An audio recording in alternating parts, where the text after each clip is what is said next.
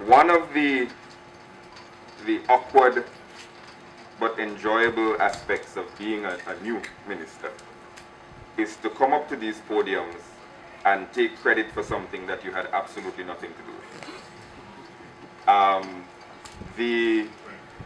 The SMART project and this computer lab were conceived well before I ever came to the post. And really, I'm here to take a bow for something that really Apollo Knights at the NTRC and Leslie Jacket Line should be taking a bow for. So I want to give them congratulations.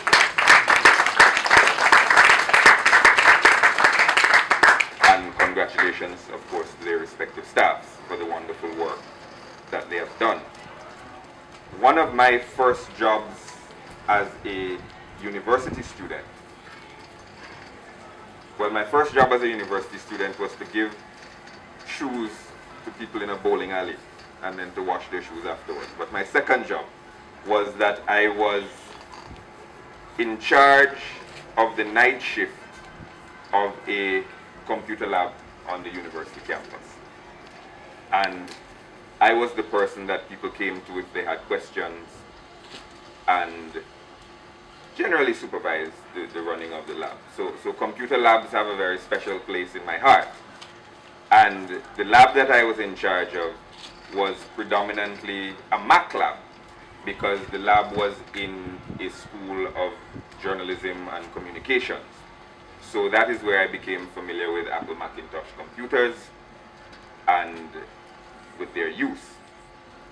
And that is why I am particularly glad that this lab, of the 35 computers, 15 of them are Apple iMac computers of the best quality. They're 27-inch Macs, and they have an excellent software package on them. It's very difficult for the government when we get money from the World Bank or other donors to buy a Mac, because in the minds of the bean counters, one computer is just as good as another. And Macs cost more money than PCs, by and large. So if you look at the data for this project, we've spent $334,000 roughly on this lab. But 180 of that 334,000 is on the Macs and their software. You can't get that done if you're going to a bank for grant funding. They'll simply say, well, you could buy twice as many Lenovo's. And people are just as well off with a Lenovo as a Mac. Well, as a Mac man, I can tell you that's not true. But beyond that, Apple computers, and this is not to slight the Lenovo's there because they're excellent computers as well. I've had the opportunity to tour the lab before coming here. The Apple computers are user-friendly, they're accessible, and they are the platform upon which most of the mobile applications are taking off today. iOS, which is what powers the iPhones and the iPads, is one of the leading software platforms, and a software platform from which other applications migrate. So it may start as an iPad application, and once it becomes popular, becomes something that you can download on Android or Windows operating system and so on.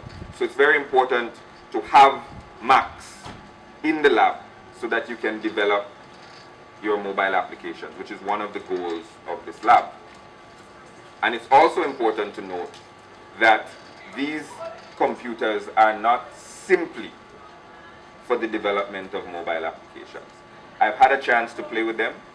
The software package on the computers is excellent and goes beyond mobile application development. There is movie software, Final Cut Pro is on these computers, which is something that if you are a movie maker, those of the television stations that are here will know that they use Final Cut Pro to develop their television broadcast. It is what is used to develop movies. So if you think Visually, it's important for people who are interested in the visual arts to check out this computer lab.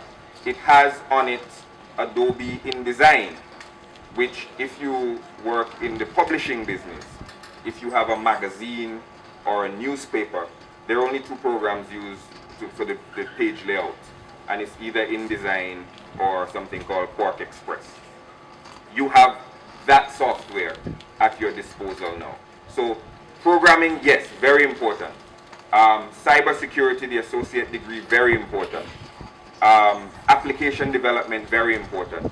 But I don't want people listening to think that the content on the computers is limited to that very narrow band of uses, because they're well-stocked machines, and really they can go as far as your imagination is willing to take you. The SMART program, a lot has been said about it already, and this lab is just one component of that project. But it is a very important component because, as was discussed, we are going to use this lab as a launching pad for curriculum enhancements. We're going to have a certificate program in digital, in application development, and an associate's degree in cybersecurity. So we have to, in this institution, we have to be able to take our curriculum forward. Without knocking the CXC in any way, and the curriculum that exists for CXC, it's very important that we become leaders in curriculum development and not followers, because the drivers of mainstream curricula sometimes miss very important things on the margins, and sometimes they lag slightly in what is in the identification of new talents and new skills that we can develop as a people to lead to your own personal or professional development, and of course later on for national development. So it's very important that this lab be used not only for these classes, which take the curriculum bar slightly forward, but for us to think creatively about other ways that we can enhance our curricula using these very important tools. Nigel spoke about the fact, something that I've spoken of a lot too, that we are not producers of digital content, we're consumers. All of us here go online. We have access to the internet, one shape, either here or at home. Maybe on our computers, our laptops, our tablets, our smartphones. And we consume information.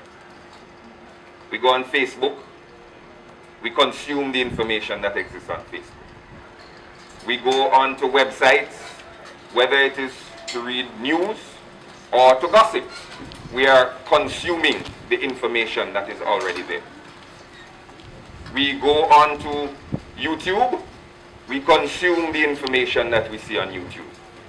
There are various apps that we download for our phones or our iPads. We consume that information. But there is very little production. There's very little that we are producing on the other side of the thing. So we have a digital content deficit here in St. Vincent and the Grenadines, where if you take out music that we produce digitally, which is important, thank you Marla, and you take out maybe this very same selfies that you take on your pictures and you export those onto the internet. Beyond that, almost all of the digital content within the borders of St. Vincent and the Grenadines comes from somewhere else. Almost all of the apps on your phone, if not all of the apps on your phones and tablets, come from somewhere else. They were designed by someone else, using someone else's visual aesthetic, using someone else's cultural preferences, using someone else's intelligence. and the profit is going to someone else. We have to, if we're going to be a modern society, we have to reverse or balance that digital content deficit. This is the beginning of that attempt to address and redress the digital content deficit.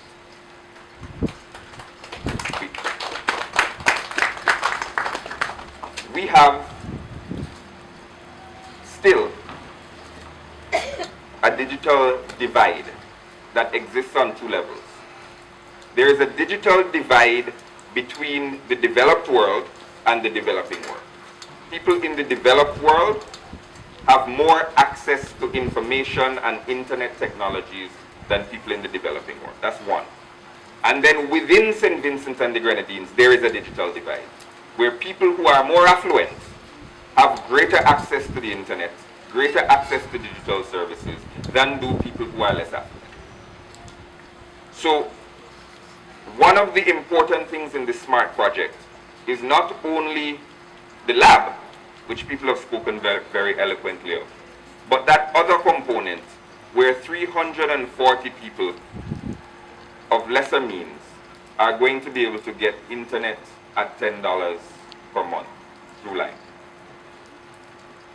And I'll get back to that in a minute. But when we talk about where we stand, St. Vincent and the Grenadines, where does St. Vincent and the Grenadines stand in terms of this digital divide? I have been reading, I know no one is going to listen to my budget address, so I'm going to give you a preview of my budget address here since I have a captive audience. There's a document that I'm reading from the International Telecommunications Union called Measuring the Information Society, 2013. And it has a number of very interesting things in it about St. Vincent and the Grenadines. I'm going to give you some of them in brief. That document has something called an ICT Development Index, where it ranks the countries of the world according to their status, their ICT development status. The good news is, within the Caribbean, St. Vincent and the Grenadines is third, behind Barbados and Antigua and Barbuda. And in the entire Americas, St. Vincent and the Grenadines, that is from Canada, the north, all the way down to Argentina. St. Vincent and the Grenadines is 10th.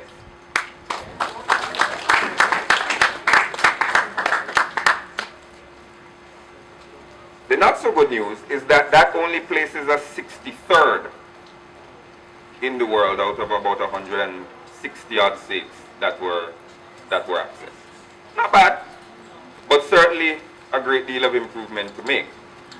When you look at something called the access sub-index, where they pool these things in a group, your fixed line connections, your mobile connections, your bandwidth, the number of houses with a computer, and access at home. We're still third in the Caribbean, and we move up to 52nd in the world. But then we begin to slip. When you look deeper at the numbers,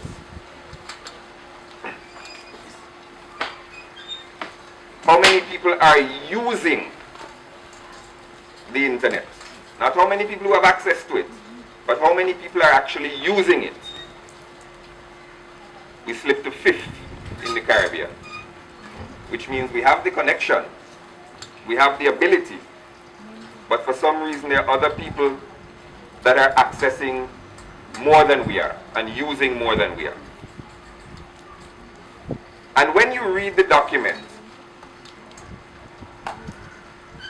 and you read the analysis, it says St. Vincent and the Grenadines is doing wonderful work in getting computers into people's hands, one laptop per child, for example, in providing labs, computer labs, which we're celebrating today, in providing access to broadband internet.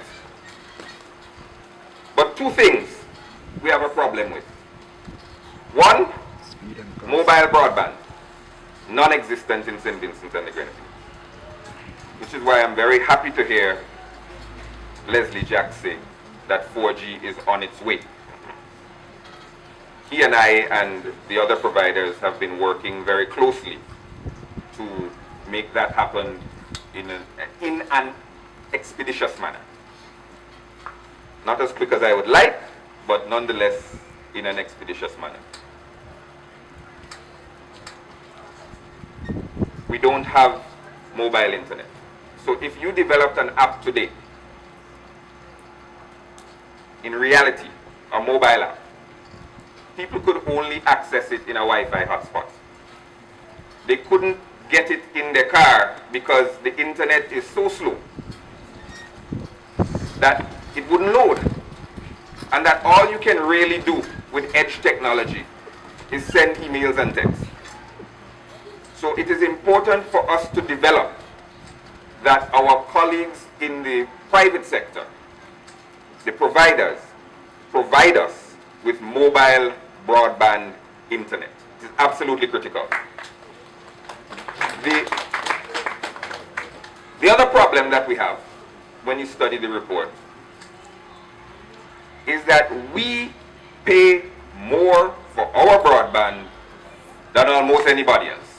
Cost and bandwidth and all this. St. Vincent and the Grenadines is 105th out of 160 countries in terms of what we pay for broadband internet as a percentage of our national income. So when I was telling you about all those matters of access, and I was saying St. Vincent and the Grenadines is second or third in the Caribbean, and everyone clapped. Let's see who we're behind in the Caribbean now on the price of broadband. Trinidad and Tobago, the Bahamas, St. Kitts, Barbados, Antigua, Dominica, St. Lucia. We're 8th. I have been saying from my first day as a minister that our internet is overpriced and underpowered.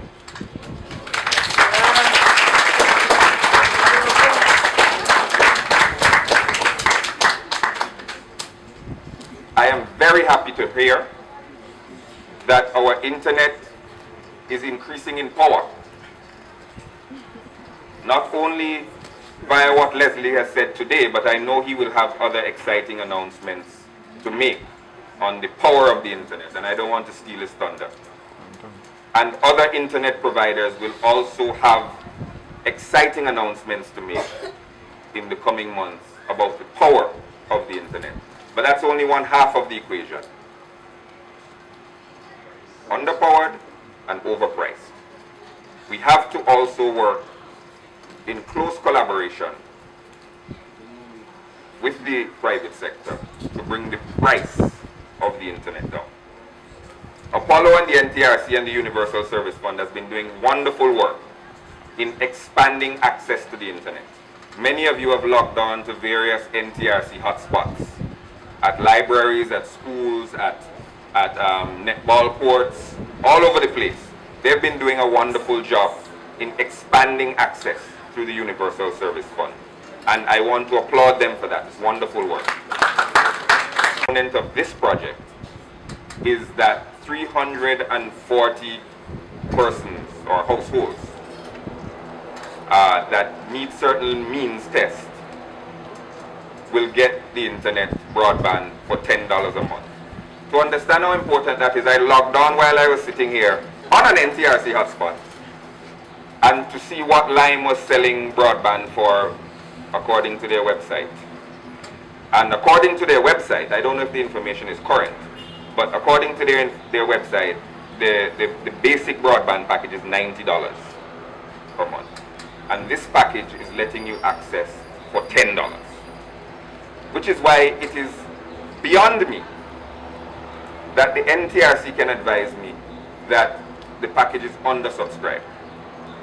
That less than 100 of 340 households, and I won't tell them how much less because it's embarrassing, but less than 100 of 340 households have yet to take advantage of this program. Now, that says to me, either They already have internet. They already have a faster internet than the basic internet. Or we are not publicizing this information well enough about this access. So if the televisions here report only one thing from my speech, I want it to be that there are over 200 $10 a month internet packages available to people of lesser means. And I want people to take us up on that offer. As I sat there, I thought that at $10 a month, an entire year of internet will cost $120. The internet is indispensable for your education as students in this modern era. So what I will say to get the ball rolling, that the first 10 students that don't have internet access at home and who meet the means test, your internet is on me for the next year. So we can have Leslie Jack send me the bill for 10 students who do not currently have internet at home. Please go to the NTRC, go to Lime, fill out the application and send me the bill. Thank you very much.